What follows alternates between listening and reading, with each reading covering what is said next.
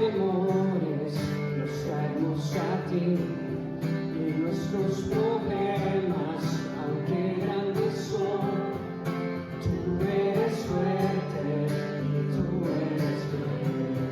Maravilloso Dios, abre los cielos, haces una senda donde no hay. Maravilloso Dios, mueves montañas y harás una senda en ese lugar. Maravilloso Dios.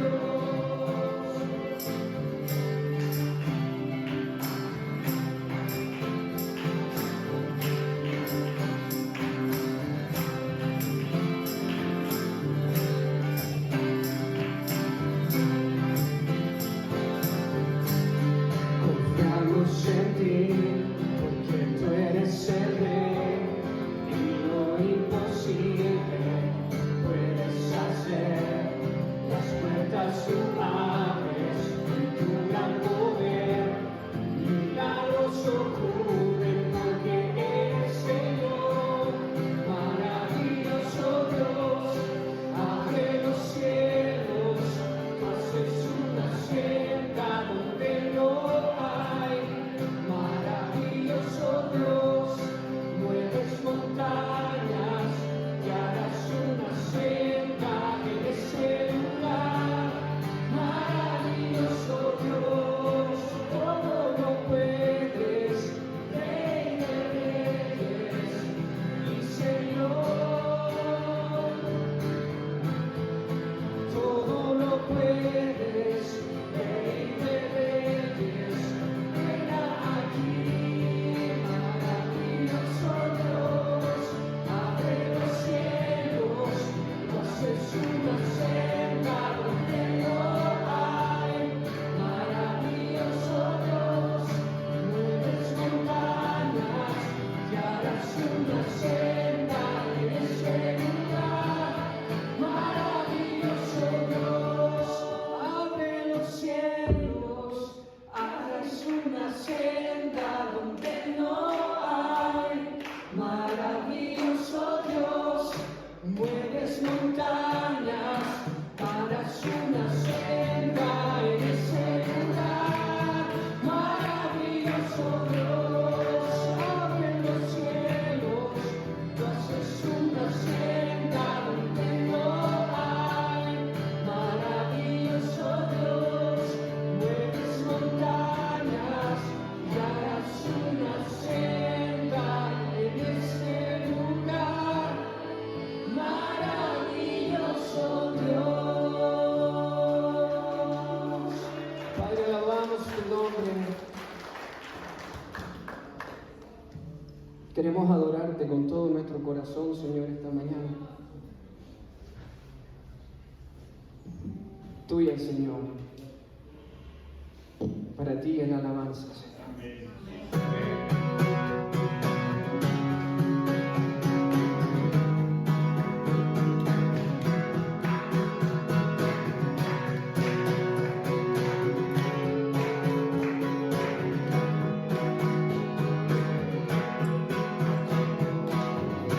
Bendito sea tu nombre, la tierra de abundancia, donde fluye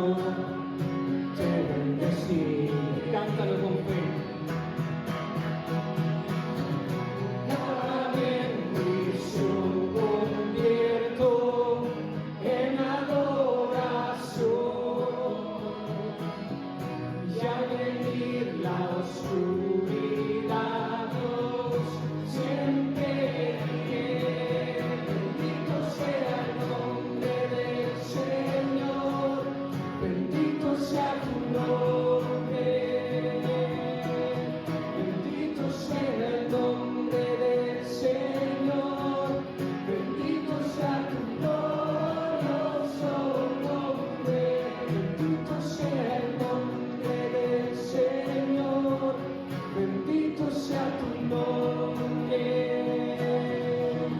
bendito sea el nombre del Señor, bendito sea tu glorioso nombre. Darás y quitarás, darás y quitarás, y en mi corazón diré, yo te bendeciré. Tú darás y quitarás, darás y quitarás, y en mi corazón diré, yo te bendeciré. Con nuestra voz. Bendito sea el nombre del Señor, bendito sea tu nombre, bendito sea el nombre del Señor, bendito sea tu glorioso nombre, bendito sea el nombre del Señor, bendito sea tu nombre, bendito sea el nombre del Señor, bendito sea tu glorioso nombre.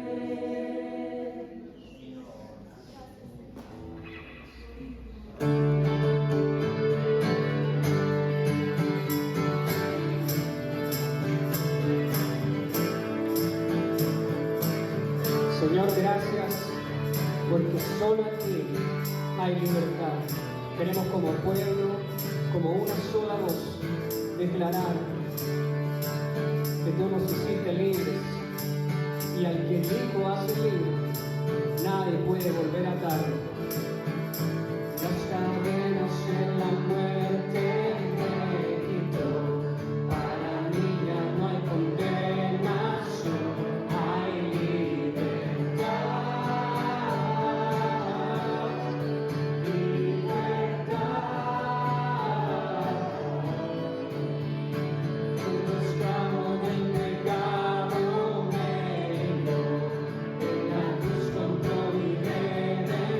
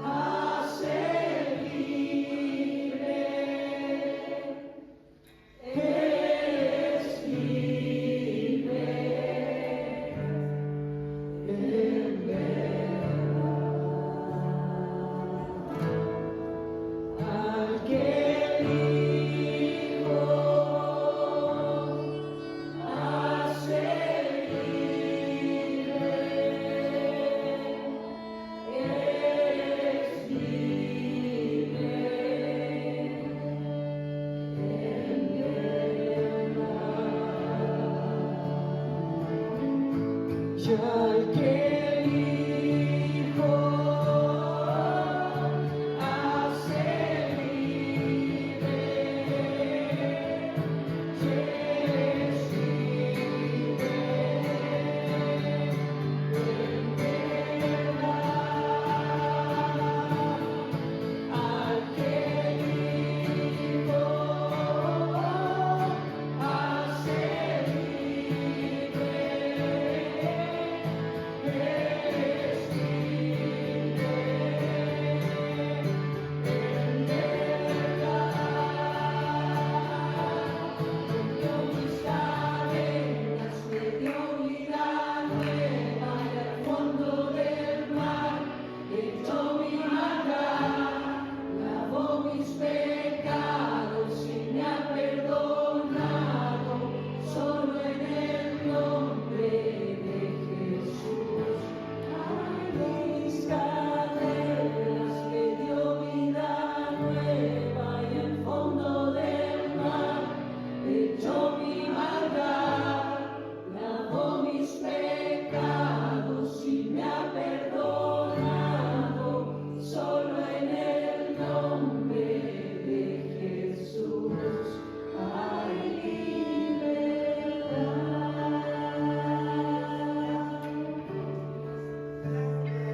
Dios, gracias por enviar a tu Hijo a morir por nosotros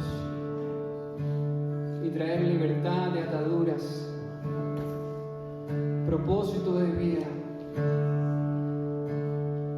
esa libertad que nada ni nadie nos puede dar.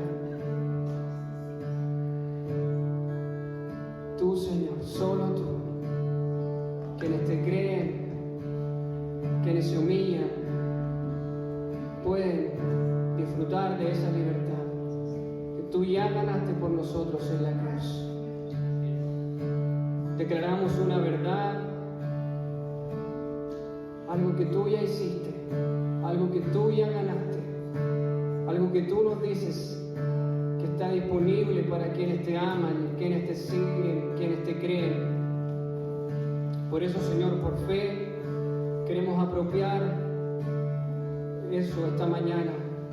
Si sentimos, Señor, opresión, angustia, algo que nos ata, algo que no queremos, Señor, con lo que no queremos vivir y nos cuesta soltar, permítenos, Señor, disfrutar de esa libertad y apropiarnos de esa libertad esta mañana, Señor. Junto a mi hermano, una vez más. Al que elijo hace libre, eres libre en verdad.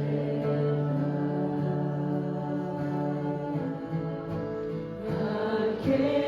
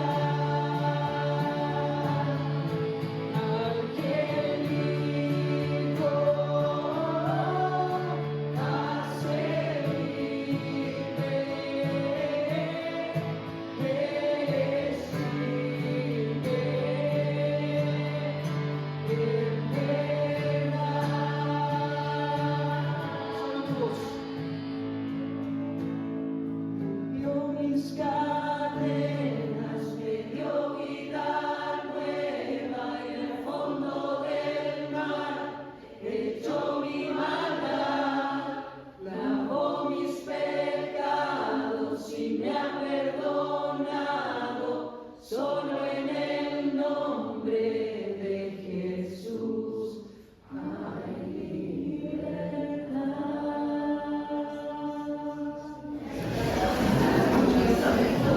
tenemos algunos pocos avisos, así que por favor vuelvan a sus asientos.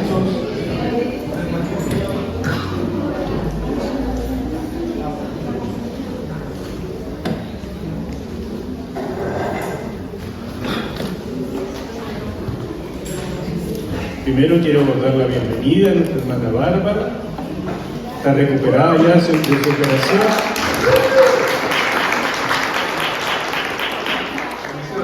Un placer, es de la casa, de la familia. Así que ahora viene sin vesícula, pero enterita, casi. Quiero también decirle, hermanos, que ayer estuvimos acompañando a la familia de nuestro hermano Marcos Gatica.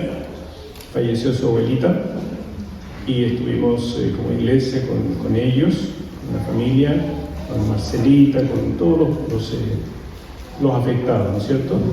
Y hoy día están en el cementerio. No pudimos acompañarlos por razones obvias, pero si ustedes recuerdan a la familia, ¿verdad? Además de Marcos, que está con nosotros, extiéndanle sus saludos y sus condolencias. Y también quería contarles que nuestro hermano Antonio Salomón, ¿lo recuerdan ustedes?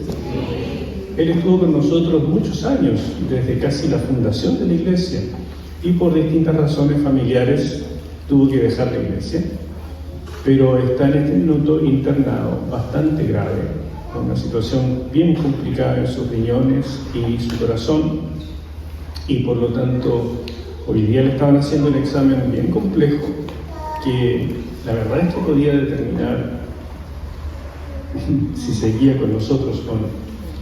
Entonces, si usted lo conoce y le tienen estima, ore por él, por lo que va a pasar hoy día y que ya está pasando en este momento. Y veamos después su recuperación. Así que quería contarles por si no lo sabían. ¿Qué más tenemos?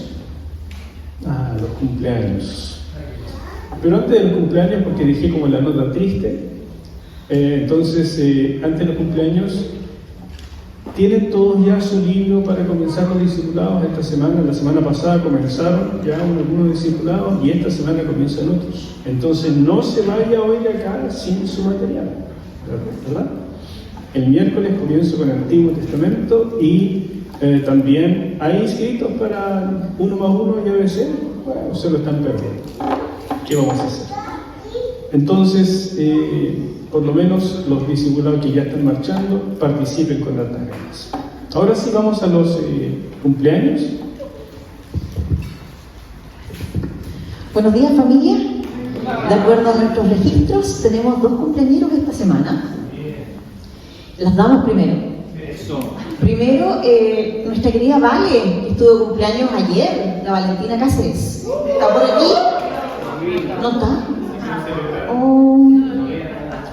Bueno, y también tuvimos de cumpleaños a nuestro querido Máximo Ortega. ¿Tampoco está? Están enfermitos. Están enfermitos.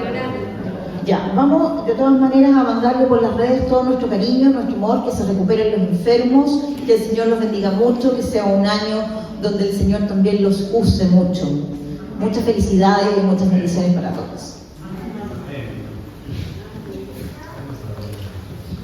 Y nos queda un espacio, cada no es el primero, pero en algún sábado del mes nosotros oramos por la iglesia perseguida. Entonces vamos a dar un espacio a Nata y Mati, que tienen algo que contarnos sobre eso. Gracias, pastor. Hola, querida iglesia. Siempre me alegro cuando tengo que salir y los vuelvo a ver, siento como un calorcito de alegría. Vamos a ver un video primero, si nos pueden ayudar con las luces.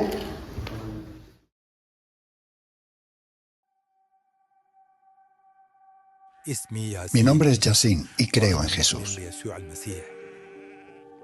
Yasin es un cristiano clandestino en Irak. He decidido no mostrar mi rostro, porque podría ponerme en peligro a mí y a mi familia si alguien nos reconociera. Solía pasar mucho tiempo en la mezquita, escuchando a los mulás, maestros del Islam, principalmente porque era lo que se esperaba de mí. Para mis amigos y para mí era como una competición, a ver quién iba más a menudo a la mezquita. Era una tradición, no una adoración real. Yo discutía mucho con Dios. Le decía, Dios, si existes, no quiero pecar. Quiero vivir contigo. Te pido que me muestres tu rostro. Después de 2 años de pedirlo, empecé a ir menos a la mezquita. Y volví a decir, Dios, si eres real, dame una señal. Quiero vivir contigo. Un día, mientras dormía, tuve un sueño. Vi que alguien caminaba hacia mí. No puedo describir lo hermoso que él era. Puso su mano sobre mi cabeza y dijo, tú eres mi hijo amado. Este es el camino, sígueme. Le conté a un amigo musulmán sobre este sueño. Él me dijo que era del diablo. Pero en mi corazón sabía que no era del diablo. Tenía un amigo cristiano en el pueblo que se llevaba muy bien con mi padre. Fui a hablar con él y le conté mi sueño. Él me dijo, ¿puedo explicártelo? Ese es Dios revelándose a ti.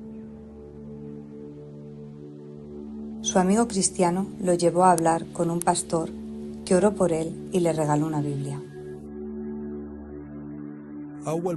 La primera vez que leí la Biblia lloré por la belleza de sus palabras.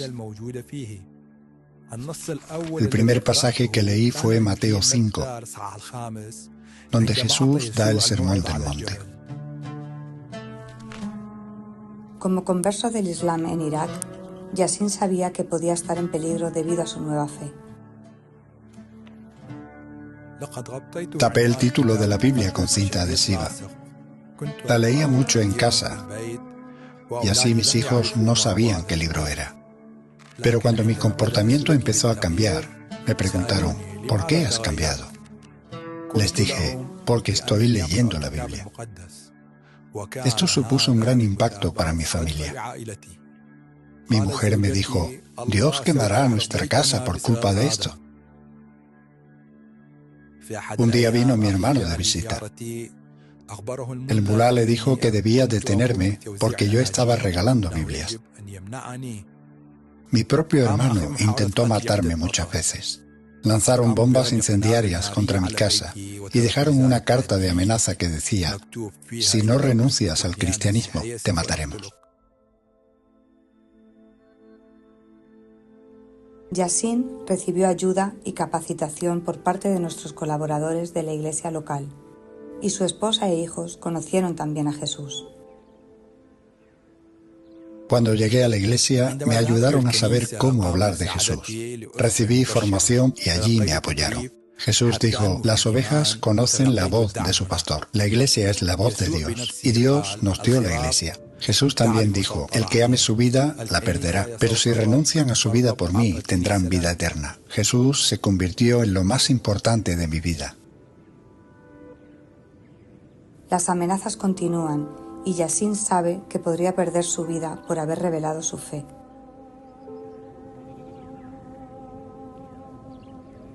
Pero eligió quedarse en su pueblo y no ocultarla.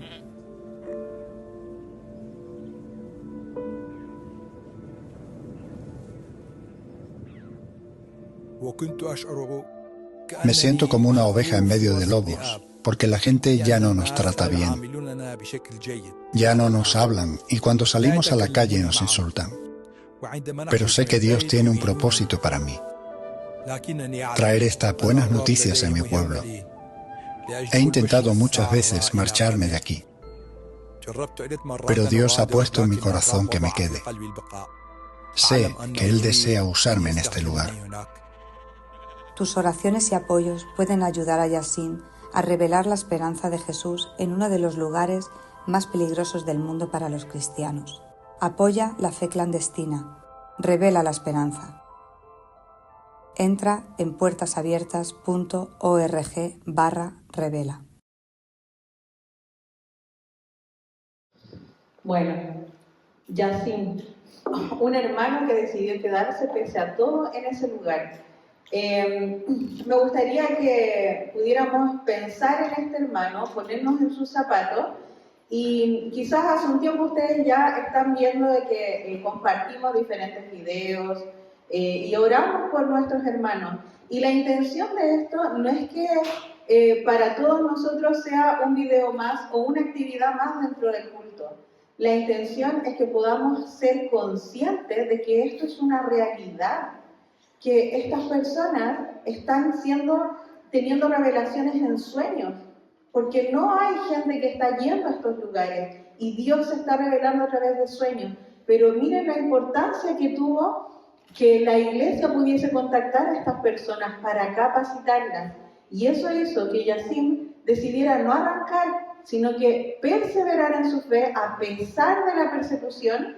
Decidió quedarse. ¿Para qué? Para cumplir con lo que Dios nos manda, que es poder dar a conocer, guiar a otros hacia la salvación. Y hoy día hemos querido traer esta oración por Irán, pero también vamos a orar por 3 lugares más, ya que todos estos países se encuentran en conflicto. Y hemos decidido orar porque este último tiempo hemos estado viendo cómo hay un reloj que está marcando la venida del Señor. Pero también vemos cómo esto ha terminado dividiendo incluso a los cristianos. Y como pueblo cristiano no podemos estar divididos. No podemos tomar partido por uno ni tomar partido por otro. Lo que Dios nos enseña es que debemos amar incluso a nuestros enemigos y debemos estar orando por todos. Por lo tanto, queremos contarles acerca de algunas estadísticas de estos países por los cuales vamos a terminar orando, y Mati nos va a contar acerca de estos datos. Como comentaba Natalia, esta mañana vamos a estar orando por 4 países y naciones, regiones. Primero vamos a estar orando por el país de Irán. Sabemos que últimamente ha habido conflicto en este sector del mundo. Como ya hemos visto anteriormente en la lista mundial de persecución que nos facilita Puertas Abiertas, Irán se encuentra en el puesto número 8, que es un lugar bien elevado y se ha catalogado con un nivel de persecución extremo, a raíz principalmente de la opresión islámica que existe en este sector. Según estimaciones recientes, hay menos de 365.000 cristianos en Irán, lo que representa cerca del 0,5% de la población total. En segundo lugar, estaremos orando por Siria. Antes de la guerra, los cristianos representaban alrededor del 10% de la población, alrededor de 1.5 millones en el año del 2011, pero ahora esta cifra ha disminuido a menos del 2%, que es alrededor de 300.000 en el año 2022. Este país se encuentra en el puesto número 18, un poquito más abajo, sin embargo está catalogado con un nivel de persecución muy alto, también por una opresión islámica fuerte en la zona, donde los cristianos son perseguidos, exiliados. Estuvimos escuchando el testimonio de este chico que vino de Yemen hace un par de semanas atrás.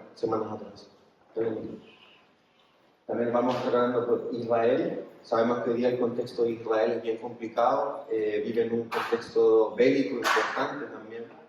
En Israel viven alrededor de 180.300 cristianos, alrededor del 1.8% de la población, según los datos del censo en Navidad del año 2024. De ellos, el 79% son cristianos árabes, equivalente al 6.9% de la población árabe israelí. Y finalmente vamos a estar hablando por el territorio de Gaza y por Palestina, que sabemos que hoy día están viviendo una situación extrema. El número de cristianos en la franja de Gaza es extremadamente bajo, aproximadamente 1.000 personas en el año 2025, o menos del 1% de la población total. Se estima que en los últimos años ha habido hasta una caída del 80% de la población cristiana. Son pocos los que se quedan, y la mayoría son griegos ortodoxos y católicos, los cuales han tenido que dejar la zona debido a todo el contexto de guerra que hemos podido apreciar en las últimas semanas. Durante el conflicto reciente, ataques a iglesias causaron muertes de civiles y dice que el 3% de los cristianos en Gaza falleció desde el inicio de la guerra.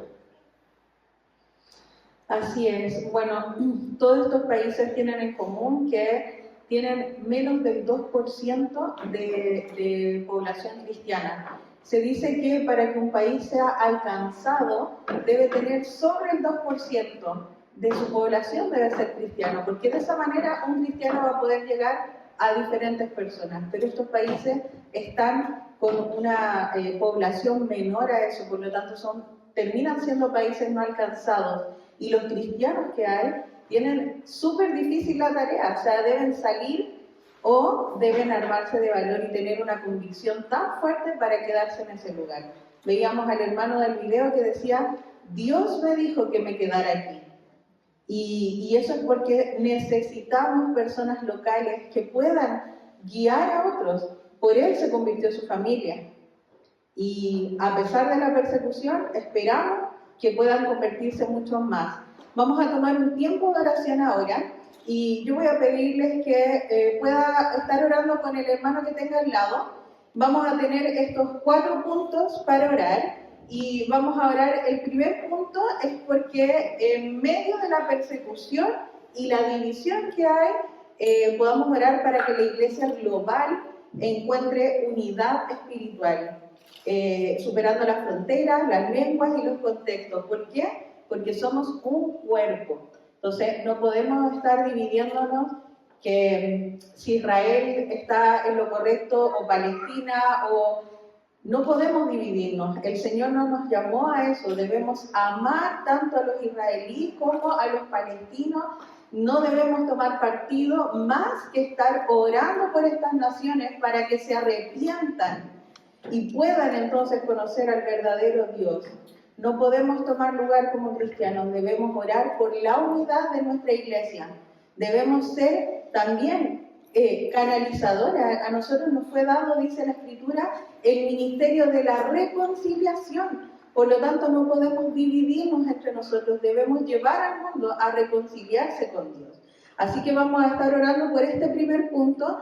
También vamos a orar para que Jesús se siga revelando en estos lugares a través de sueños, de la forma que Él estime conveniente revelarse, pero también para que Dios levante más obreros dispuestos y capacitados para guiar y llevar su mensaje en estos lugares tan apartados.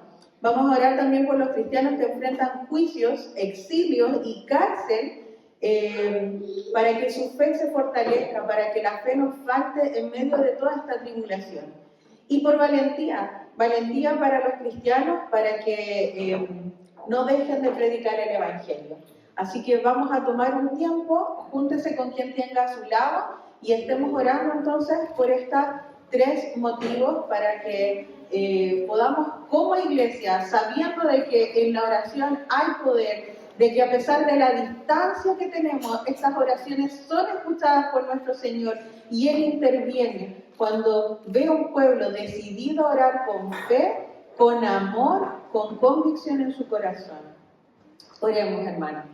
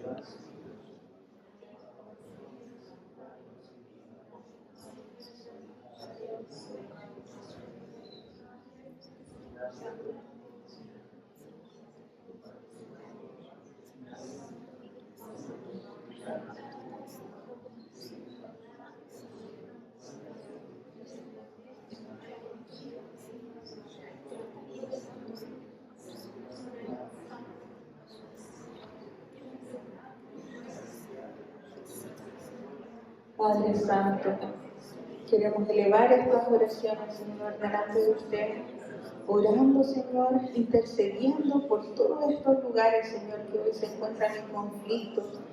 Padre, oramos para que su verdad llegue, Señor, a estas personas, a quienes anhelan, Señor, a quienes le buscan, a quienes no encuentran respuesta, a quienes están inquietos en sus corazones, Señor. Que usted pueda revelarse, Señor, y que pueda poner a personas, Señor, que estén dispuestas a llevar su mensaje con verdad, Señor, y que puedan conocerle, Señor.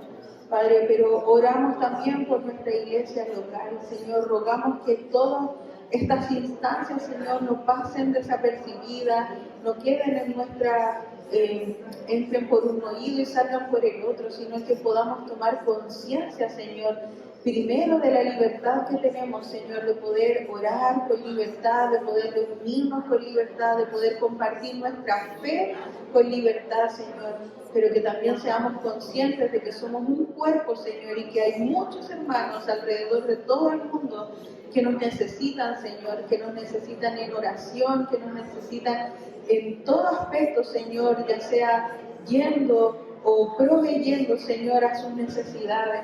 Padre, que podamos tomar esa conciencia, Señor, en amor, en compasión, y podamos estar atentos durante nuestra semana, Señor, a estar orando tanto por Irán como por Siria, por Israel, por Palestina, por Gaza, Señor, por todos estos lugares que hoy, Señor, dividen al mundo, incluso al pueblo cristiano, Señor.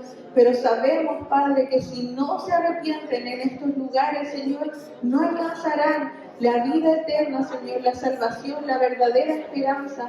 Por eso oramos, Señor, para que todas estas personas que le persiguen, Señor, puedan tener ese encuentro como una vez Pablo lo tuvo con usted, Señor, y pueda, Señor, usted revelarse a ellos y puedan alcanzar, Señor, su gracia, la salvación, Señor, y puedan conocer al Dios verdadero, al único Dios, Señor. Revélese, Señor, a estas personas, Señor, traiga unidad a su iglesia, Señor, para que no estemos pensando en las doctrinas, Señor, sino que podamos ver lo urgente que es poder cumplir con la tarea que usted nos ha dado, Señor, en todo lugar.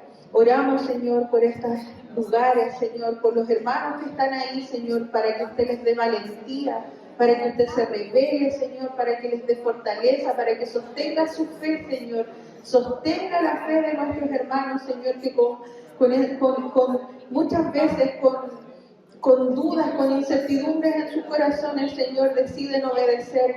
Padre, que su fe no falte, Señor, que las fuerzas del mal, Señor, retrocedan donde haya un hijo suyo, Señor, llevando su palabra, Señor, defendiendo la fe, Padre, que pueda ver el ejército que hay detrás de cada hijo de Dios. Oramos, Señor, a la distancia, sabiendo, Señor, que usted nos oye, sabiendo que usted responde nuestras oraciones, Señor. Y oramos por nuestros corazones, Señor, para que usted nos haga sensible a la necesidad de todos estos lugares, Señor. Bendecimos nuestra iglesia, Señor. Gracias por esta iglesia local que usted nos ha dado, por la obra que usted sostiene en sus manos, Señor. Queremos ser aquella iglesia que usted tiene en su corazón, Señor. Oramos en el nombre de Jesús. Amén. Vamos ahora a recoger nuestras ofrendas, lo que hayamos traído al Señor, para continuar con la oración. Señor, lo que hemos traído no es nunca lo que nos sobra, Señor, sino una verdadera ofrenda, un sacrificio para engrandecer tu reino, para extenderlo. Úsalo, Señor, conforme a tus planes y conforme a tu sabiduría. Gracias, Padre, por cada dador alegre, y bendigo en tu nombre las familias aquí representadas. En el nombre de Jesús. Amén. Pasen, querido, a alguno de los canastitos o si quiere hacer una transferencia. ¿Tienen su Biblia, hermanos? Sí, pastor. ¡Éjale, qué bueno! Entonces, ábrala por favor en Ruth, capítulo 2. Hoy día estaremos viendo el mensaje número 3 de esta serie, pero estamos en el capítulo 2 de este pequeñito libro, este libro tan hermoso del Antiguo Testamento. Ruth, capítulo 2. Padre, por favor, guíanos en tu palabra, ayúdanos a meditar en ella, a que sea de consuelo, de edificación y de exhortación para cada uno de nosotros, y que cale en nuestro corazón profundamente, provocando cambios, sanando, Señor, donde hay heridas, levantando al que está deprimido, animando al que está de ánimo bajo, y sobre todo, Señor, dándonos tu revelación de cómo tú esperas, Señor, que vivamos. Te lo pido con gratitud en el nombre de Jesús. Amén. Amén. ¿Ha escuchado alguna vez esta frase? Oh, ¿y ahora quién podrá defenderme? ¿No es cierto que sí? ¿Y qué seguía después? Yo, el chapulín colorado. Esta era una serie antigua, ¿no es cierto?, mexicana, tuvo muchísimo éxito, que marcó la generación de cuando yo era Lolito. Sí, era blanco y negro, al principio. Y en medio de un humor muy sano, encuentro yo, de aquella época, reflejaba una verdad, un tema que nos aflige a todos grandemente. Y es este problema de la soledad, de que todos necesitamos ayuda en algún momento de la vida. Y que cuando realmente la necesitamos y nos sentimos así como que, ¿y ahora qué podré hacer? Me siento solo. ¿Quién me va a defender? Aparece en esta serie un insecto. Un chapulín es un insecto. El chapulín colorado. Entonces es como una ironía, ¿se dan cuenta? Necesito ayuda, estoy en las últimas. ¿Quién podrá defenderme? Y aparece un contrahéroe. ¿Notaron esa ironía de la serie? Nosotros tenemos a Dios, pero muchas veces nos sentimos como los personajes de esa serie. Oh, ¿y ahora quién podrá defenderme? Noemí y Ruth estaban en una situación así. Cuando llegaron a Belén, su situación era muy precaria. Tenían básicamente lo opuesto, y no mucho más. Tal vez unos poquitos ahorros para poder llegar a la ciudad de Belén y alquilar un cuarto donde pasar la noche, o tal vez por una semana, no sé si se habrá alcanzado para el mes, y a lo mejor para comprar un poco de comida para algunos días. Y eso era todo. O sea, es una situación extrema. Para colmo, Noemí estaba totalmente deprimida. Es de esas personas que, ¿no es cierto?, uno la saluda, hola, ¿cómo estás? Mal, horrible. Pero mira, el día está precioso, ya se va a nublar. Pero Noemí, es primavera, me da alergia. O sea, todo mal, todo lo ve con lentes oscuros. ¿Por qué? Porque está con depresión, está amargada.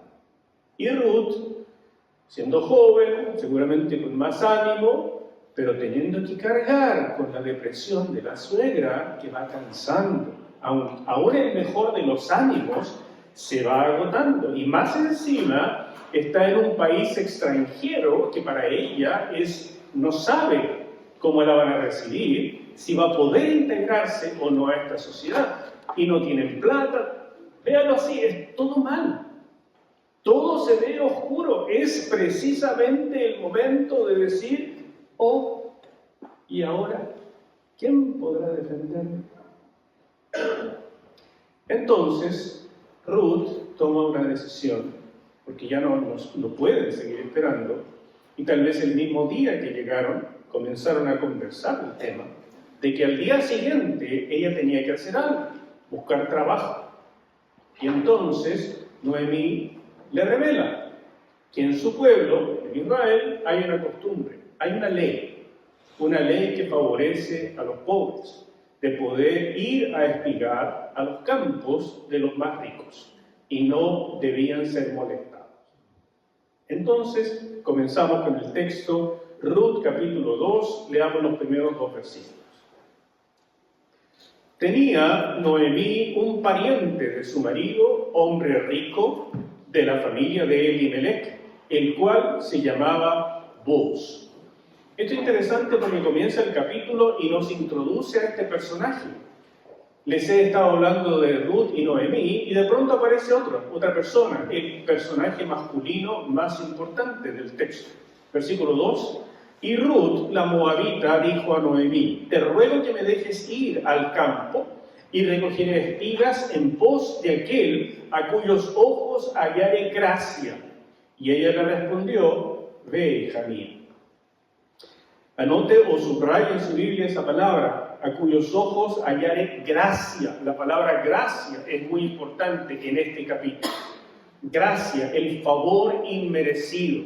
Ese favor de alguien que está en necesidad y necesita un defensor, necesita ayuda, está solo y sin recursos y necesita que alguien se apiade. Y cuando alguien se apiada es gracia. En el Nuevo Testamento el Señor nos enseña a dar de gracia lo que hemos recibido de gracia. En el Antiguo Testamento este concepto no se dice así, pero se esperaba que las personas que estuvieran en pacto con Dios pudieran expresar hacia otros la gracia que ellos habían recibido también de Dios, precisamente por estar en pacto con un Dios de gracia. Pero al fin de cuentas, hermanos míos, la gracia, extenderse en gracia, es un gesto voluntario. Por más que la ley lo pueda aconsejar, si no hay restricciones, castigos específicos por no hacer las cosas que dice la ley, la gente no lo hace. Y por tanto, si la ley recomendaba solamente actuar con gracia con las personas en necesidad, pero no había un castigo específico por no hacerlo, ¿qué cree usted que ocurría? Mayormente no se ejercitaba.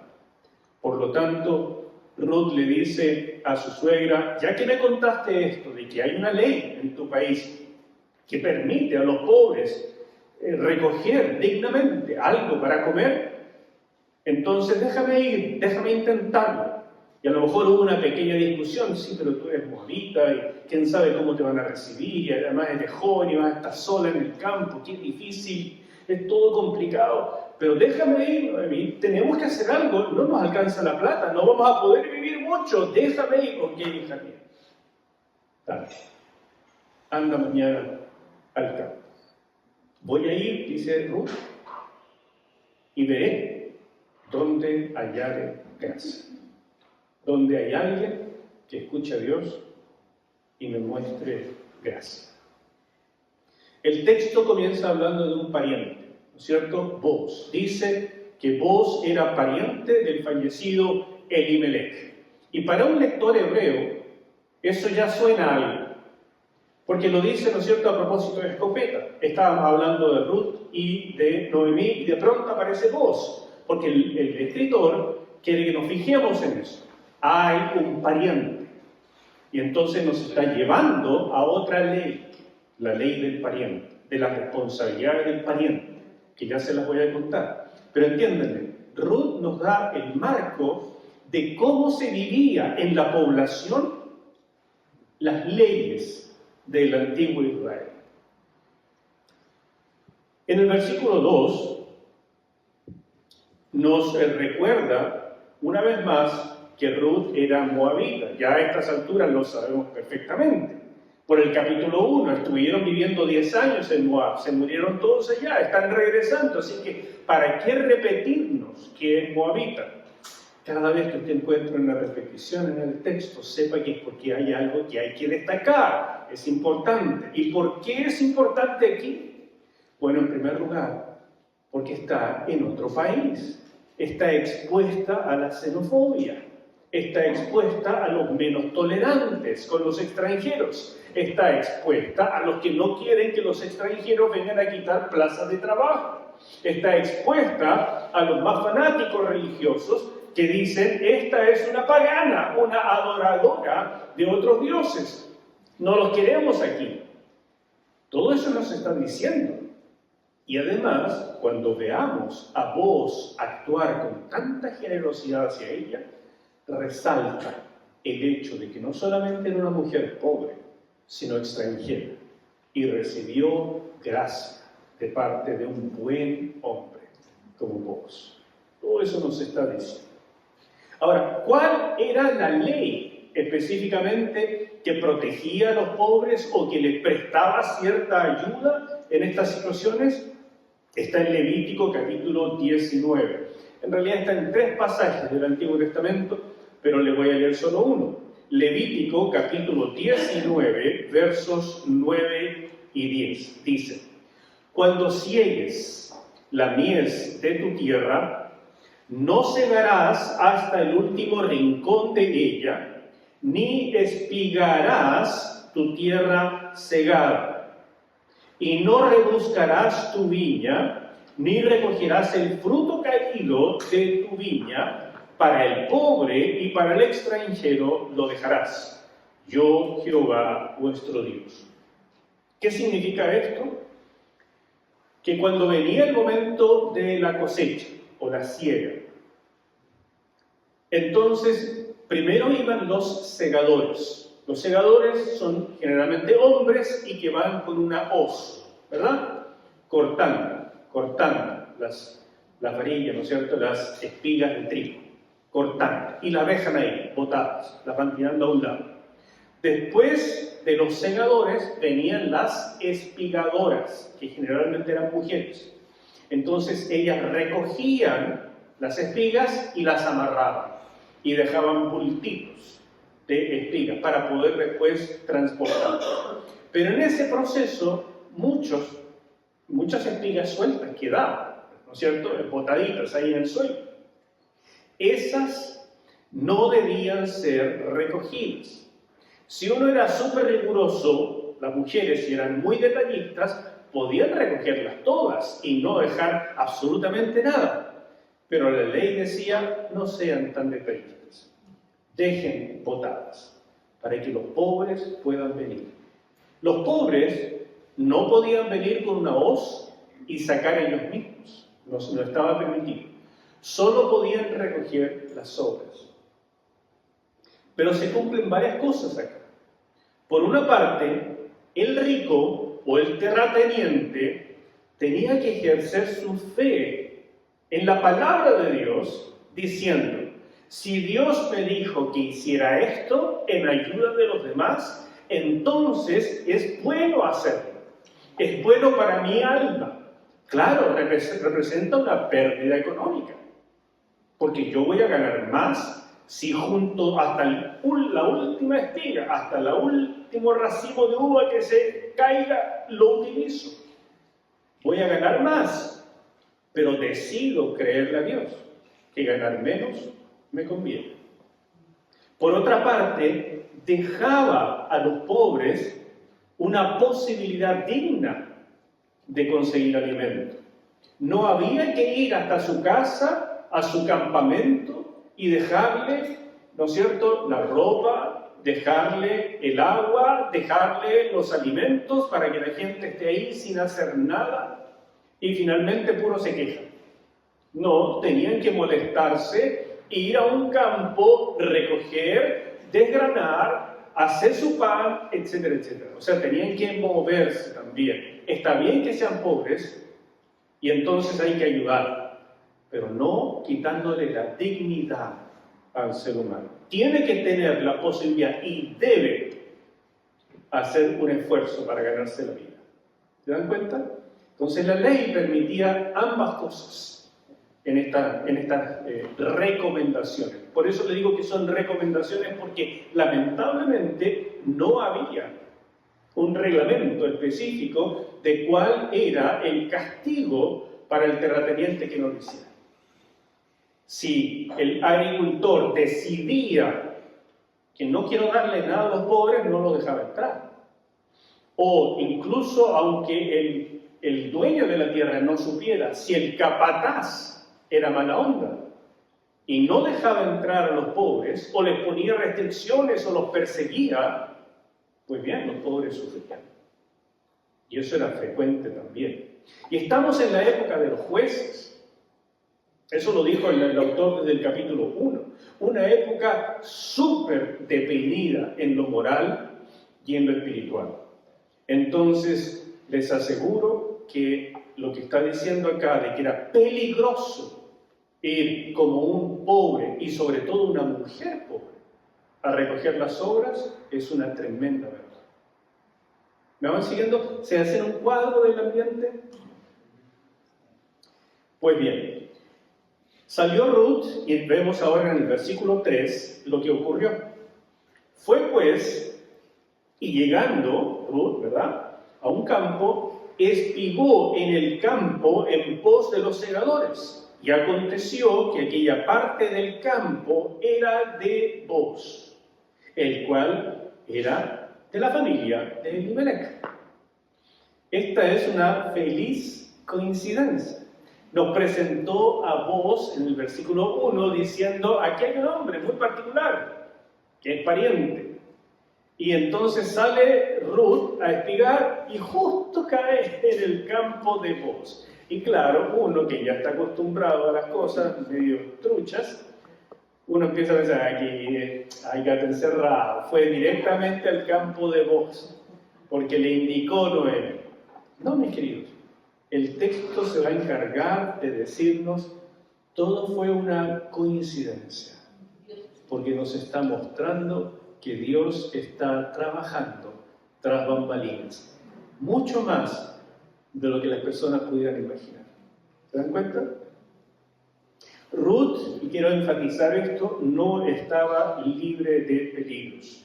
Usted ha sabido de las historias de lo que pasa en el campo realmente. A veces uno tiene en el campo un pensamiento un poco idílico, porque claro, la mayor parte de los citadinos, cuando vamos al campo, vamos de vacaciones y se ve todo bonito, la gente es amable, ¿no es cierto? Y el campo está florecido y qué sé yo. Pero en la realidad, la vida del campo es dura. Es dura. Y las violaciones a las mujeres son extremadamente frecuentes. A los niños, varoncitos, y a las niñas. Es una realidad. El abuso. Y es parte de la desgracia de la humanidad que tenemos. Que el que tiene un poco de poder sobre otro, lo usa, lo aprovecha. Y eso es algo con lo que tenemos que nosotros luchar, porque es nuestra naturaleza. Entonces el campo puede ser una imagen idílica en nuestra mente, pero Ruth no estaba para nada libre de grandes problemas. Para empezar, malos tratos, por ser pobre y por ser extranjero. Pero además podía enfrentar agresiones reales, incluso ser abusado, ser violado. El campo es un lugar solitario, lleno de hombres trabajando, y de pronto una jovencita de unos 20, 25 años, sola, y extranjera, y pobre. ¿A quién le va a alegar? Ideal para aprovecharse. Seguramente Ruth salió de madrugada, claro que sí, caminando por los senderos, junto a las plantaciones, mirando dónde había una cosecha, porque era primavera, era la época de la cosecha de la cebada, así que muchos estaban trabajando en eso. Pero ¿dónde había una donde ya hubieran otros pobres y se les recibía? No se iba a meter a cualquiera, no iba a la primera que encontrara, no se iba a meter donde no estuvieran cegando, porque no puede ella recoger de lo que no está en el suelo, botado, sino la tildan de ladrona, y ese es otro tema. Entonces, tiene que encontrar un lugar donde estén trabajando, pero donde haya espigadoras pobres como ella, que son bien recibidos y por lo tanto pueden entrar. Era su primera vez en los campos de Israel, entonces tenía que ser súper precavida con su mal hebreo o arameo, lo que estuvieran hablando en ese tiempo, porque ella hablaba moabita. Entonces aprendió seguramente hebreo en la casa de su suegra, pero hasta donde se puede, ¿verdad? Y con acento. Entonces con ese hebreo tiene que ser precavida, tiene que pedir permiso, tiene que ser muy cordial, tiene que ser humilde, para que no la traten mal. Así es que encontró un campo y se metió. Ella se había encomendado a Dios, le dice a la suegra, donde yo haya gracia de parte de la gente, allí me quedaré. Y halló gracia, porque Dios estaba detrás, dirigiendo todo. Dios es el gran director de la orquesta, mis queridos. Nosotros vemos los árboles en el bosque, pero Dios ve el bosque completo. Y Él está dirigiendo todo. Pero Ruth no lo sabe. Es como nosotros, que somos cortos de vista. Vemos simplemente lo que está delante, pero no sabemos que hay un director de orquesta que ha planeado todo desde mucho antes que nosotros naciéramos y que sabe todo cuánto va a pasar. Así es que ella, sin saber, entró al campo preciso. Y aun cuando le presentaron a Boaz, o Boaz se presentó a sí mismo, todavía eso a ella no le resonaba, porque no tenía idea quién era Boaz. Era simplemente el dueño del campo. Precisamente llegó ahí, y el texto es bien enfático en decir que la fortuna, eso es lo que dice literalmente, la fortuna la llevó al campo de Boaz. Uno diría, suertuda la niñita, porque llegó justo, cayó paradita.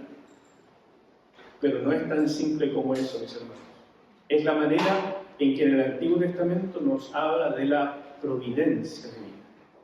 Por eso el título del mensaje de hoy es la providencia de Dios. Es este control soberano que lleva a las cosas al destino que Él ha planeado. Y aún en ese destino que Él ha planeado, respeta nuestra libertad, nuestras decisiones. Y es esa maravilla que solo Él puede combinar, que tiene todo previsto y aún así respeta tus decisiones. En esta feliz coincidencia, el autor nos repite que Boaz era pariente de Elimelech. Y entonces el lector hebreo, y eso es lo que es importante ahora, porque como no somos hebreos, les estoy haciendo la traducción cultural. El autor hebreo de inmediato empieza a sacar conclusiones. ¿Cómo será Boaz? ¿Realmente va a ser un buen pariente o va a ser un déspota? Un tipo sin interés en los demás. Paremos un minuto y quiero hacerles una aplicación antes de seguir con el texto. La verdad es que Ruth solo buscaba sustento de manera honrada, como lo hacemos los que estamos aquí. Cada vez que usted se levanta en la mañana, ¿no es cierto?, y tiene que ir a trabajar, usted ha elegido no robar, no ser corrupto, no sacar la vuelta, muchas cosas que espero que así sean, ¿no es cierto? Ninguno de ustedes hace eso, sino que se levanta diciendo, aunque me paguen poco, aunque no me aprecien mucho en mi trabajo, pero voy a hacer las cosas bien, honestamente, porque soy un hijo, una hija de Dios. Pero Dios siempre tiene planes más elaborados. A veces no entendemos por qué estamos en cierta situación, pero Dios sabe. Y tal vez nos va a dar una oportunidad específica. Y que en esa oportunidad específica, con alguien a lo mejor, vamos a lograr una siembra, una semilla espiritual, algo que va mucho más allá de lo que nosotros pensamos o imaginamos. Pues bien, aquí les tengo como aplicación una receta de cómo buscar trabajo, una receta de cómo ambientarse en el trabajo, de cómo progresar en el trabajo, y que a veces no lo vemos porque leemos demasiado rápido cosas como esta. En primer lugar, encomendarse a la gracia de Dios. Parece que no hubiéramos leído y pasamos directamente del versículo 1 al 2 al 3 rapidito, pero lo primero que aparece acá es que Ruth se encomienda donde yo hallare gracia. Eso es muy importante. Sale de tu casa encomendándote a la gracia de Dios. O ya estás tan acostumbrado que tú tienes el control, la ilusión del control, que pareciera que todo lo que tienes que hacer es usar tus capacidades y todo va a salir bien. Recuerda el primer punto. Segundo, escuchar consejos. Noemí la aconseja, le da el marco de las leyes, le dice cómo funcionan las cosas en esta tierra, la anima, le da el marco de referencia. ¿No es esta una jovencita que dice, yo me lo sé, tú ya eres de otra época, en tu generación se habrá hecho así, pero ahora no? No, escuche consejos, sobre todo de los mayores, jóvenes, queridos, escuchen consejos. 3, ser educado, amable, humilde. Si hay algo que no logra buen éxito, es ser bacancito. Si hay algo que molesta, es el autosuficiente y sábelo todo. Si usted va a un trabajo, sea educado, sea agradecido, sea humilde y no pierda eso con el paso del tiempo, porque ya empieza a saber cómo funciona el trabajo y entonces empieza a mirar el trabajo del jefe. Yo quiero eso. No, manténgase humilde, educado. 4, ser diligente. Vamos a ver que Ruth trabaja desde la madrugada hasta la caída del sol. Incansablemente, no saca la vuelta. Es admirada en el primer día de trabajo, porque es una mujer que trabaja con ganas, diligente. Si va a crecer por algo en su puesto de trabajo, que sea por ser un ejemplo, por ser diligente y que la gente diga, ¿cómo trabajan los cristianos? Porque cuando a mí me dicen, Dios mío, los cristianos que sacan la vuelta, se van a cualquier esquina a orar, se ponen a evangelizar por aquí, por allá, le hablan a medio mundo, pero del trabajo, bien, gracias. Hermanos, eso es un mal testimonio. Aunque sea evangelizar. Porque ustedes le pagan por el trabajo, no por evangelizar. Use su tiempo de almuerzo para evangelizar, use su tiempo después del trabajo para orar. Pero sea diligente. Y 5, ver la mano de Dios en todo lo que pasa, en las pruebas y en las recompensas. Vea la mano de Dios. Es un ejercicio que hay que aprender a hacer en la vida. Ver a Dios moviéndose. Porque Él está moviéndose. Pero nosotros a veces estamos tan ofuscados en las preocupaciones inmediatas que no vemos el contexto completo. 5 recomendaciones, espero que le hagan sentido, que las graben en su corazón. Segundo punto, Boaz llega a su campo y por primera vez ve a Ruth. Vamos a ver qué pasa, versículos 4 al 7. Y he aquí que Boaz vino de Belén y dijo a los segadores, Jehová sea con vosotros. Y ellos respondieron, Jehová te bendiga. Este es el típico shalom, shalom, ¿no es cierto? Y las bendiciones en hebreo puede ser cultural o puede ser genuino. Depende de la persona. Y Boaz dijo a su criado, el mayordomo de los segadores, ¿de quién es esta joven? Y el criado mayordomo de los segadores respondió y dijo: es la joven moabita que volvió con Noemí de los campos de Moab. Y ha dicho: te ruego que me dejes recoger y juntar tras las segadoras entre las gavillas. Entró pues y está desde por la mañana hasta ahora sin descansar, ni aun por un momento. Interesante. Este es el primer encuentro. El saludo, como dije, es algo que puede ser protocolar o puede ser de corazón. Y el lector se pregunta: ¿este hombre es genuino en su fe o solamente saluda? A veces los cristianos decimos hola o chao, Dios te bendiga. Y la gente dice: oh, me bendijo según Dios, pero mira lo que hace por acá, mira lo que hace por allá. Entonces es de la boca para afuera. Otras personas dicen: es consecuente. Bendice con su boca y su corazón está alineado. Usted tiene que escoger. Segunda cosa, este era un hombre observador, porque llegó y seguramente conocía a sus trabajadores. Si los saluda, ¿no es cierto?, debe ser un hombre observador, y notó de inmediato que había una persona diferente. A lo mejor vestía un poco diferente, porque los colores, etcétera, de los moabitas podía ser diferente. Además, él conocía a las segadoras y más o menos había visto a los pobres que estaban detrás de los segadores anteriormente, pero esta era nueva. Entonces, ¿qué hace este hombre?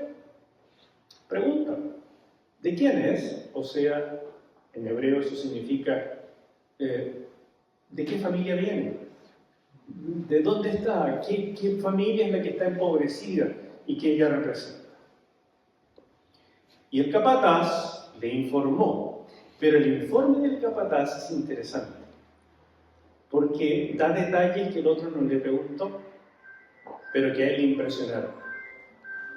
Como por ejemplo, que había llegado temprano, que había pedido permiso y que estaba todo el día trabajando incansablemente. Entonces, esos datos son súper interesantes. Hasta ahí todo es normal y el texto no nos da nada especial. Vos simplemente podría haber dicho: bueno, otra pobre más a la que hay que ayudar, no hay problema, y se da la vuelta y se va.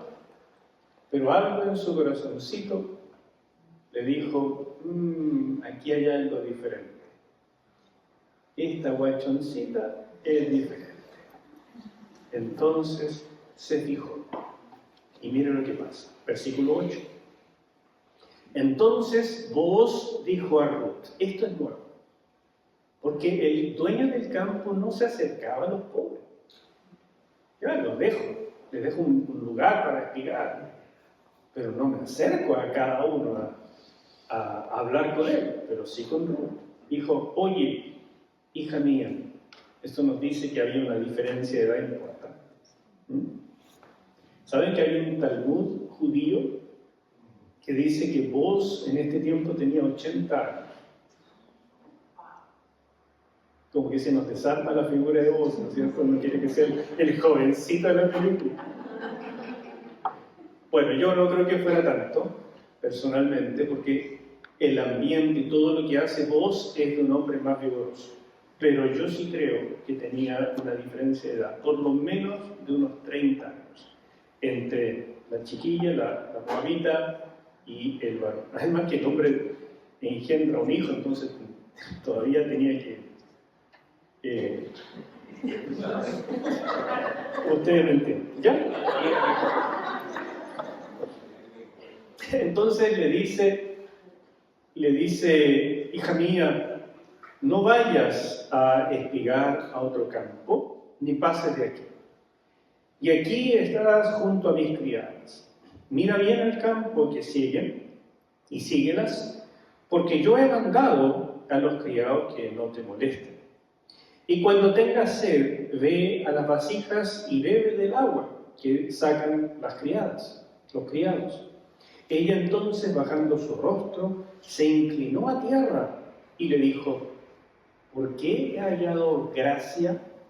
¿Qué pidió ella al principio? Hallar gracia. Y ahora le pregunta a él: ¿por qué he hallado esa gracia contigo en tus ojos para que me reconozcas siendo yo extranjera? Y respondiendo Booz le dijo: he sabido todo lo que has hecho con tu suegra después de la muerte de tu marido, y que dejando a tu padre y a tu madre y la tierra donde naciste, has venido a un pueblo que no conociste antes. Jehová recompense tu obra y tu remuneración sea cumplida de parte de Jehová, Dios de Israel, bajo cuyas alas has venido a refugiar. Qué linda esa ilustración, ¿no es cierto? Y ella dijo: Señor mío, halle yo gracia. Ahora otra vez, pero ahora es una petición. Primero fue una pregunta, ahora una petición. Halle yo gracia delante de tus ojos, porque me has consolado y porque has hablado al corazón de tu sierva, aunque no soy ni como una de tus criadas. Versículo 14. Y Booz le dijo a la hora de comer: ven aquí y come del pan y moja tu bocado en el vinagre. Y ella se sentó junto a los segadores y él le dio del potaje y comió hasta que se sació y le sobró. Luego se levantó para espigar y Booz mandó a sus criados diciendo: que recoja también espigas entre las gavillas y no la avergoncéis, y dejaréis también caer para ella algo de los manojos, y lo dejaréis para que lo recoja, y no la reprendáis. Espigó pues en el campo hasta la noche, y desgranó todo lo que había recogido, y fue como un efa de cebada. Lo primero es este saludo: hija mía. Había una diferencia de edad importante. Es la misma forma en que Noemí se dirige a ella: hija mía. Así que la edad de Booz y de Noemí tal vez era similar. Al decirle que se quedara espigando en el campo junto a las criadas, inmediatamente la levantaba. Ya no era una pobre que viene mendigando, sino que la coloca como una de sus empleadas. Es una distinción. ¿Por qué está haciendo esto en el primer día que la conoce? Es algo interesante, pero lo que es evidente es que él ha escuchado de Noemí y de Ruth, y él sabe que es pariente y quiere ayudar a estas viudas. Después, Booz da instrucciones precisas a sus empleados de que no la molesten. Fíjese, versículo 9 dice: yo he mandado a los criados que no te molesten. Versículo 15: luego se levantó para espigar y Booz mandó a sus criados diciendo que recoja también espigas entre las gavillas y no la avergoncéis. Y versículo 16 al final: que recoja y no la reprendáis. Eso nos está diciendo el ambiente del campo, hermanos queridos, de gente pobre. Pero basta con que haya un poquitito de rango sobre el otro y ya lo ejerce para humillar, para reprender. Esto es una triste enseñanza de cómo somos los seres humanos. Basta un poco de poder y le pongo el pie encima a otro, aunque sea para sentirme yo que mando. Qué triste, mis queridos. Por favor, escuchen esto porque viene del Señor. No hagan eso. No hagan eso. No importa el puesto que tengan. Nunca traten a otro ser humano, aunque sea de un rango inferior en su empresa, aunque venga a pedir un favor, aunque sea un cliente no deseado, no traten mal a nadie. No lo hagan. Dios está observando. Así es que Booz dio instrucciones para que no la molestaran. Y fíjense que cuando dice en el versículo 9 que no te molesten, en realidad la palabra es, en hebreo es la palabra nagá, que significa que no te toquen. Y esa palabra tocar sí se puede traducir molestar en algunos contextos, pero en otros puede representar incluso un abuso sexual. Entonces, vos dice al menos a sus trabajadores, y no porque sean muy blancas palomas aparentemente, pero le dice que quedan advertidos. Nadie toca aquí a ninguna persona pobre, y menos a las mujeres. Y además a esta moabita, no me la molesten, no me la reprendan, ni la humillen, porque está bajo mi protección, dado que ella vino a refugiarse bajo las alas de Dios. ¿Se dan cuenta? Este es el ambiente de la historia. Pero nos trasluce también un ambiente tóxico de la época. Es el ambiente de los jueces, el ambiente de violaciones, el ambiente de abuso, el ambiente de gente que ha pervertido la ley y se han pervertido ellos mismos. Ese es el ambiente.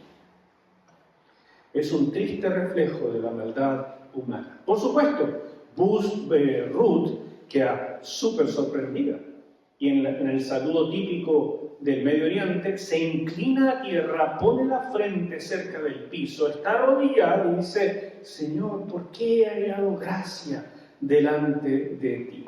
Y él la bendice y le dice: que tu recompensa sea grande. He sabido lo que has hecho con Noemí. Le diste a ella Gesed, le diste a ella misericordia de pacto, siendo tú una extranjera.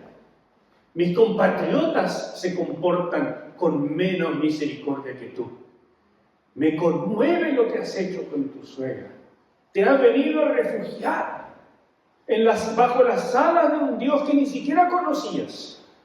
Mereces todo mi respeto y yo te ayudaré. Eso es lo que está pasando acá. Así es que la bendice y le dice: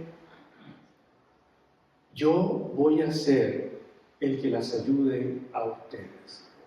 Por supuesto, mis queridos, él no sabía todavía que lo que estaba diciendo era una oración y que Dios la estaba escuchando y que Dios lo usaría a él para bendecir a estas mujeres viudas. Ojo con lo que oramos. ¿Recuerdan aquel día tan especial en que yo le dije: Señor, levanta obreros para tu mies? Y el Señor me dijo: estoy levantando, así que empieza a marchar, dale tú. Y dije: pero, Señor, no estábamos hablando de eso. Hay que tener ojo con lo que uno ora, porque Dios tiene la costumbre y el sentido del humor de responder nuestras oraciones con nosotros mismos. En su depresión, Noemí no era capaz todavía de ver a su nuera, no era capaz de ver la bendición que era ella. Pero vos, un desconocido, le da estas palabras de tanto aliento que me imagino que a Ruth la hicieron sentir derretida por dentro. ¿No es cierto? Aún la diferencia de edad pasó a otro plano y dijo: pero qué hombre tan simpático, qué hombre tan bueno.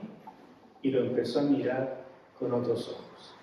Llegó la hora del almuerzo y ella no tenía nada que comer.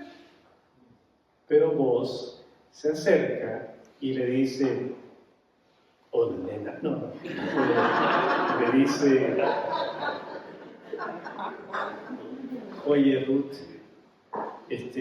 me imagino que no trajiste nada para comer. Así que acércate, ven, descansa un momento, ven.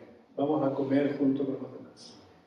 Normalmente la jornada comenzaba de trabajo como a las 5 o 6 de la mañana y el almuerzo era como a las 11 de la mañana.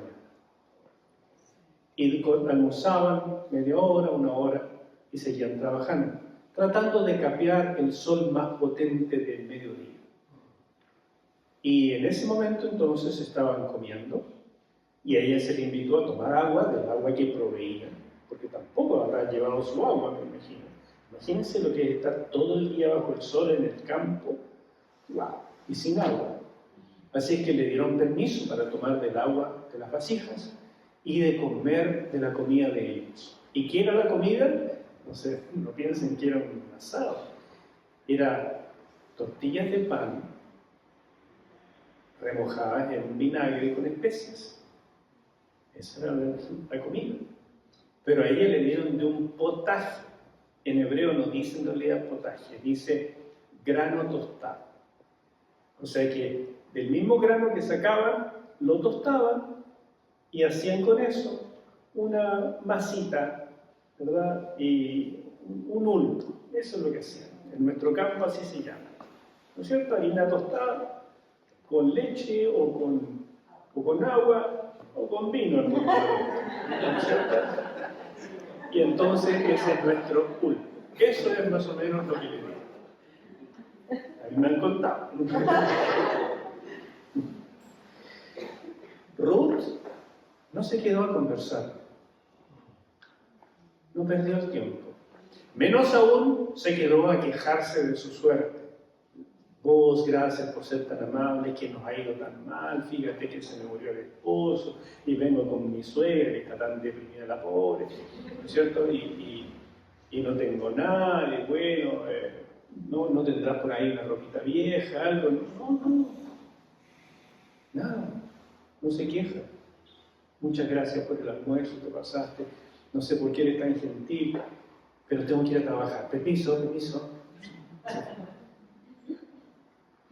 No perdió el tiempo. Y después de todo el día de trabajo, piensen que estamos en primavera, los días son más largos. Entonces, de las 5 de la mañana, ¿a qué hora oscurece? 9 es en el verano, pero tal vez 8, a las 8. Así que ella tiene que haber terminado de trabajar de las 5 de la mañana, más o menos a las 6:30. Y después de eso se dedicó a desgranar, que significa tomar las gavillas que pudo recoger, ponerlas en el piso y golpearlas con un palo, para que suelten el grano. Y después sacar la paja, hacerla así, ¿verdad? Botarla y recoger el grano. Y como le habían ayudado a tener hartas gavillas, entonces se dio cuenta que había recogido tanto como una efa. ¿Qué es una efa? Una efa es la mujer del efe. No. Una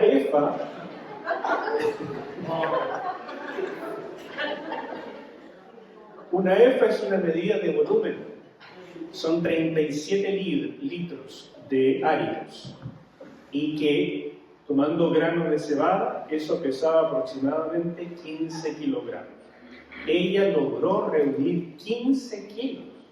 Eso es mucho. En aquella época, 15 kilos de granos, que después se tienen que moler para fabricar pan, 15 kilos le alcanza a 2 mujeres más o menos para 5 días de comida. Entonces, solo pan me refiero.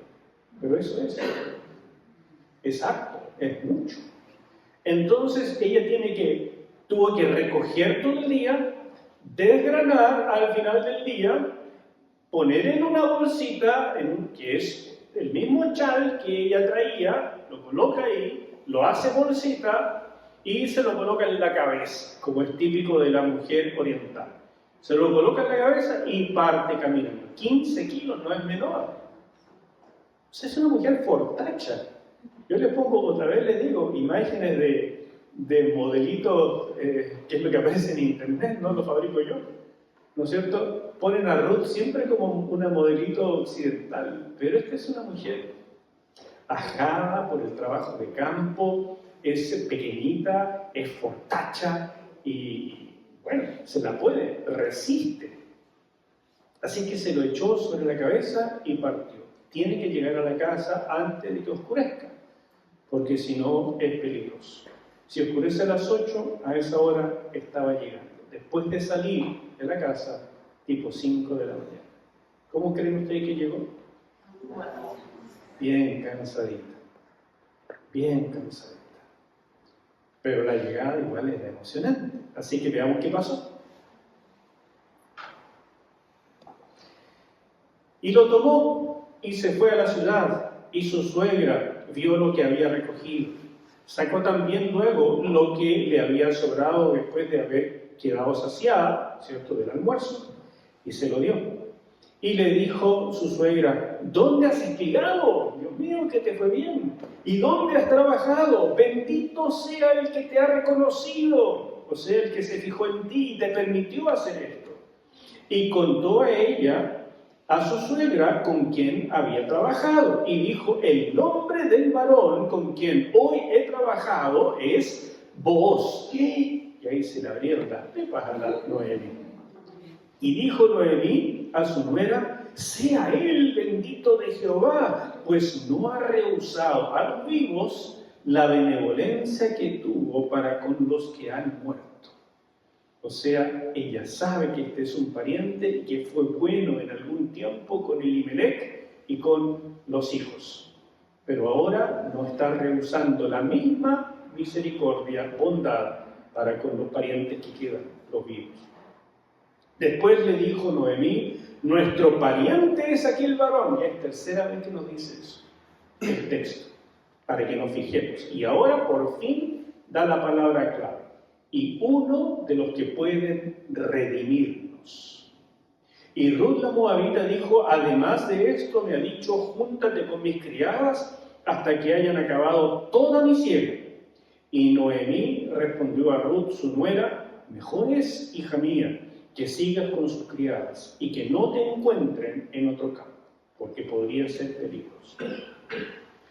Así es que después de un duro día de trabajo, llegó a la casa y había mucho que contar. No importa que fuera tarde, ahí estaba. ¿No es cierto? Y entre eso le pregunta: ¿dónde trabajaste? ¿Cómo se llama? Hay que bendecir a ese hombre, voy a orar por esa persona. Y le dice: Booz. ¡Guau! ¡Qué buena pata! ¡Qué buena suerte!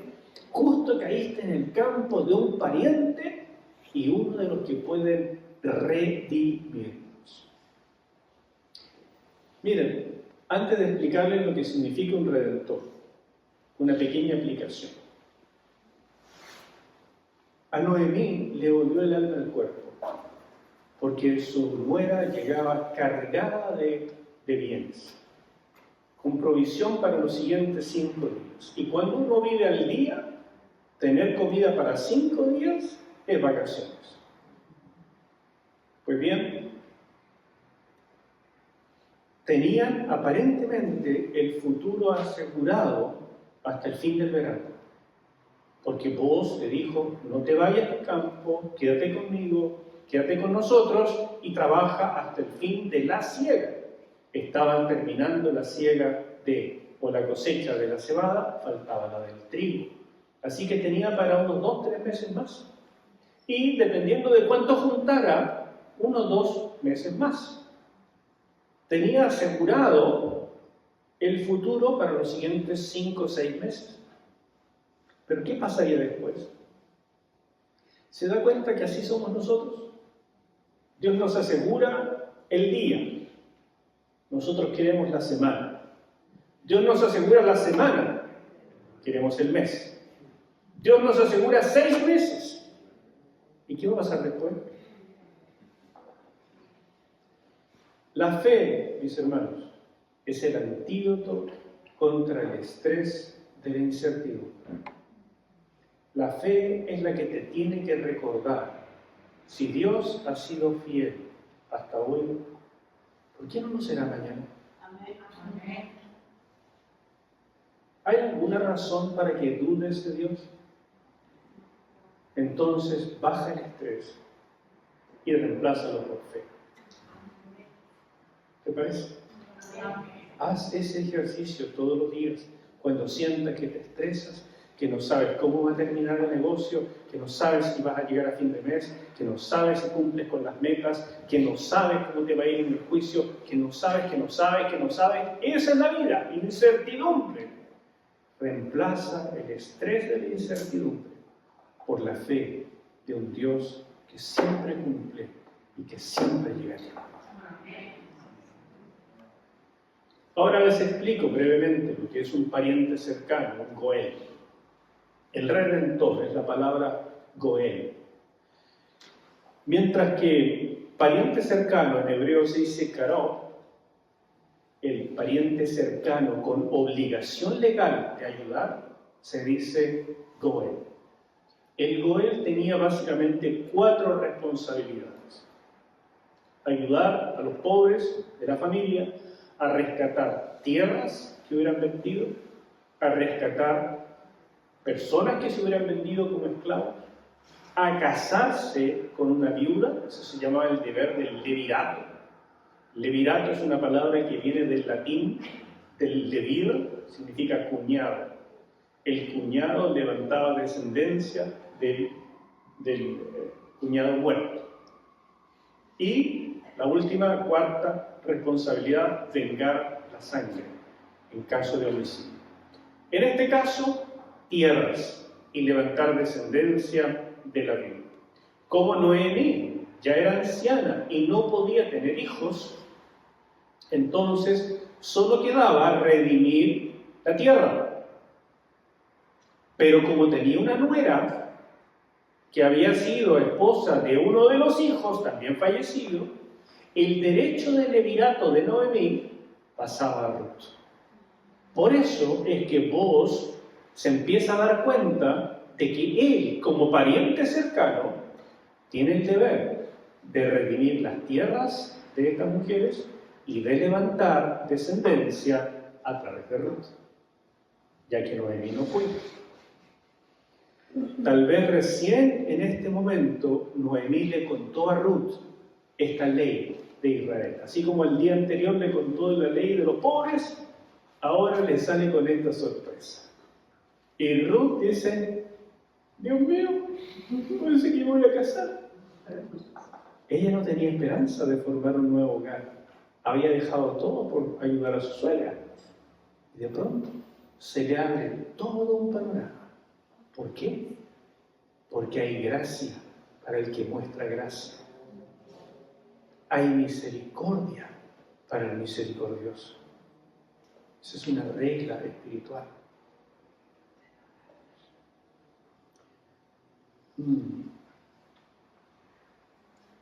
¿Saben, hermanos? Ruth literalmente fue a refugiarse bajo las alas de Dios. Y Dios no pasa eso desapercibido.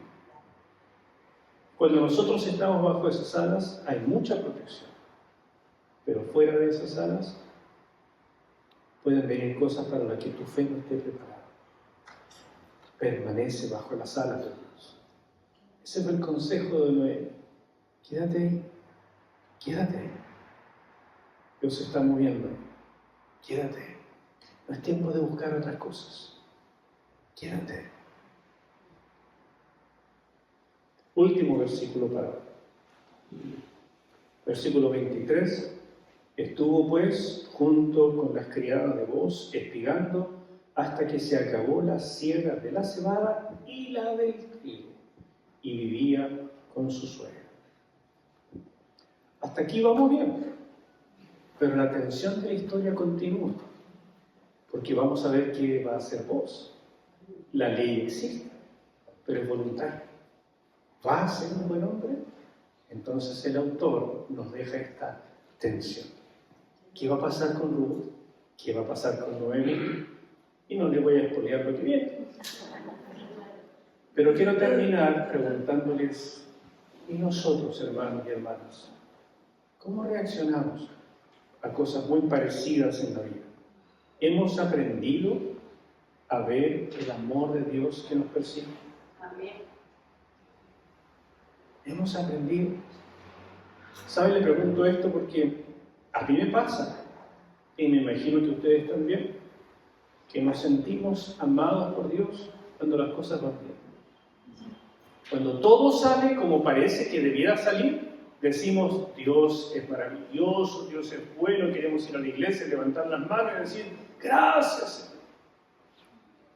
Pero cuando Dios parece lejano, porque las cosas no están saliendo como quisiéramos, nos sentimos como, ¿y ahora quién podrá defendernos? Como si el Señor se hubiera alejado, como si nos hubiera dejado, como si no le importáramos. ¿Te ha pasado alguna vez? A mí me pasa. Y tengo que recordarme una historia como la de Ruth y como la de Noemí, es decir, el amor de Dios siempre las estuvo persiguiendo. Ellas no lograban darse cuenta. En muchas ocasiones Noemí se amargó. Si no hubiera sido por Ruth, Noemí se nos muere. Pero hubo una Ruth que es parte del amor de Dios que te persigue. Hubo un Boaz que la levantó porque es parte del amor de Dios que lo persigue. Hubo circunstancias, hubo una buena cosecha en el momento oportuno. Y eso no es coincidencia. Es el amor de Dios que te persigue. ¿Puedes dormir tranquilo, sabiendo que Dios se encarga de tu presente y tu futuro? ¿Puedes mantenerte diligente en lo que haces, aunque sientas que todo a tu alrededor es corrupto? ¿Puedes mantenerte refugiado, refugiado, bajo las alas de Dios, aunque por momentos te sientas solo? Haz esto y vivirás. Haz esto, mantente así. Y un día, más pronto que tarde, te darás cuenta que el amor de Dios siempre te ha estado persiguiendo.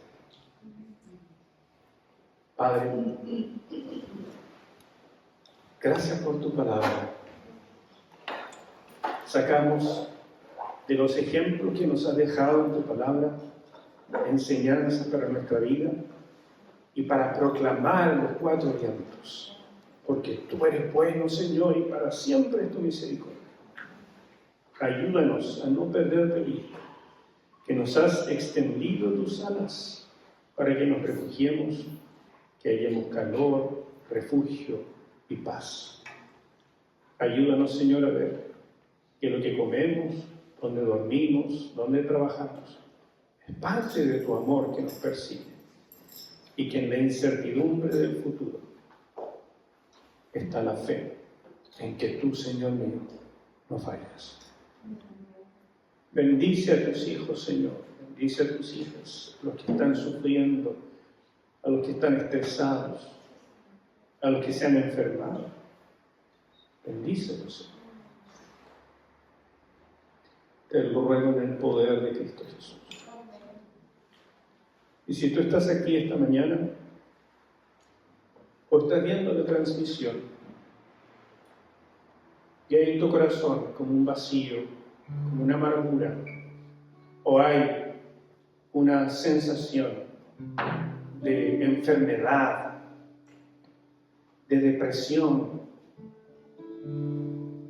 te ruego que ahí donde estás, decidas, Señor, hoy es el día en que cambio mi lamento en baile. Las cosas no han cambiado para mis ojos, pero en mi corazón decido creerte. Lo que tú has dicho es verdad. Lo que tú puedes hacer es mayor que las circunstancias, que lo que me pueda hacer el hombre o aún el diablo. Tú eres el poderoso, el todopoderoso. Tú, Señor, traerás grano cuando haya hambre. Traerás refugio cuando me sienta abandonado. Traerás salud cuando me sienta debilitado. Descanso, decido descansar en tus manos. Este es el día en que haya reposo en ti. En el nombre de Jesús. Amén.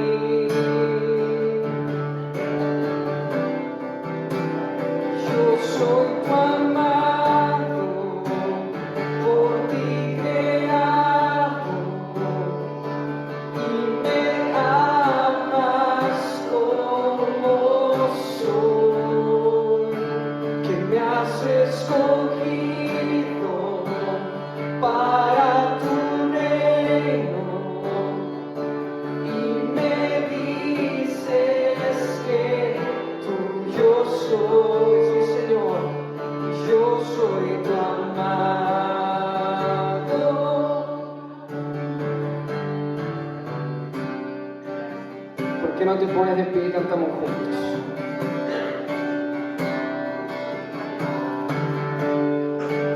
Señor, fuiste tú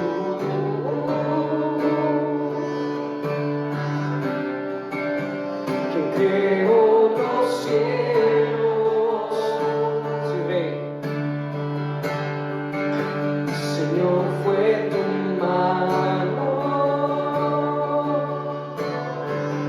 quien las estrellas creó. Tu voz, Señor.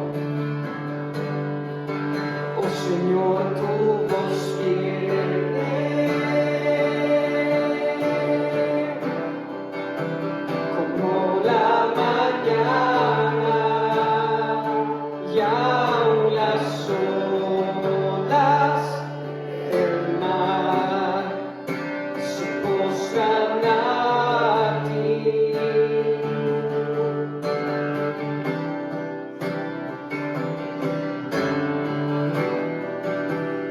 ¿Quién soy yo comparado a tu gloria, Señor?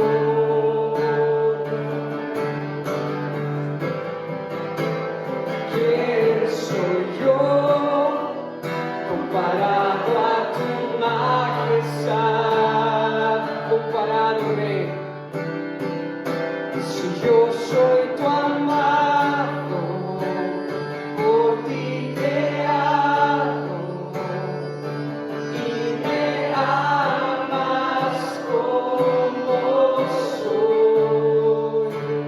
Me has escogido para tu reino y me dices que tuyo soy.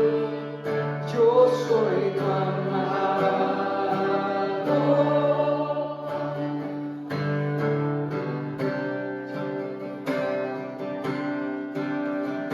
Yo soy tu amado, por ti creado, y me amas como soy. Me has escogido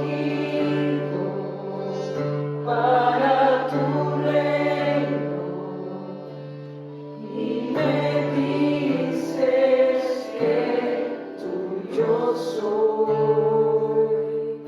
Yo soy tu amado.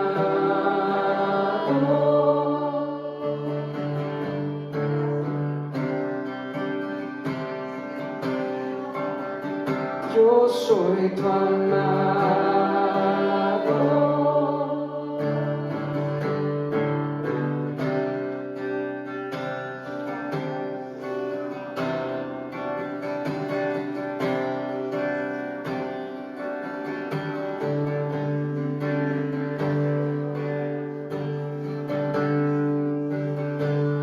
Si alguien siente la necesidad de recibir oración esta mañana, el espacio también está abierto para pasar aquí adelante y recibir oración en señal de haber recibido el mensaje de humildad, de decir: Señor, esta palabra es para mí y necesito de verdad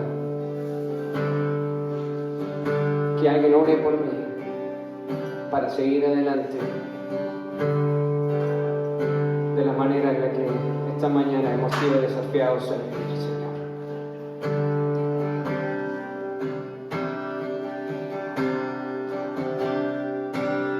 Yo soy tu amado, por ti creado, y me amas como soy. Me has escogido a tu reino y me dices que tuyo soy. Yo soy tu amado.